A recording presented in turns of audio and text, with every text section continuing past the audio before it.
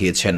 নবী করিম সাল্লাল্লাহু আলাইহি সাল্লাম মাঝে মধ্যেই তার সাহাবীদের কাছে অনেক শিক্ষামূলক গল্প বলতেন এবং তিনি তার উম্মতকে এই সমস্ত শিক্ষামূলক গল্প বলার অনুমতি দিয়েছেন। আবদুল্লাহ ইবনে আমর রাদিয়াল্লাহু তাআলা আনহু থেকে বর্ণিত, নবী করিম সাল্লাল্লাহু আলাইহি সাল্লাম বলেছেন, জ্ঞানের আলো মানুষের মধ্যে ছড়িয়ে দাও, যদি সেটা একটি আয়াত হয়। তবে নবী করিম সাল্লাল্লাহু আলাইহি সাল্লাম সতর্ক করে বলেছেন, যদি কেউ ইচ্ছাকৃতভাবে মিথ্যা বলে তবে সে যেন জাহান্নামের প্রস্তুতি নেয়। নবী করিম সাল্লাল্লাহু আলাইহি সাল্লাম বলেছেন, বনি ইসরায়েলের গল্পসমূহ বর্ণনা করো, কারণ এতে কোনো ক্ষতি নেই। তাদের গল্পে আশ্চর্য সব বিষয়বস্তু রয়েছে। মুসনাদে আহমদ, হাদিস নাম্বার ২৬,৬০২। নবী করিম সাল্লাল্লাহু আলাইহি সাল্লাম বলেছেন, আহলে কিতাব অর্থাৎ ইহুদি ও খ্রিস্টানদের কাছে কোনো বিষয় জিজ্ঞাসা করো না, কারণ তারা তোমাকে সঠিক পথ দেখাবে না।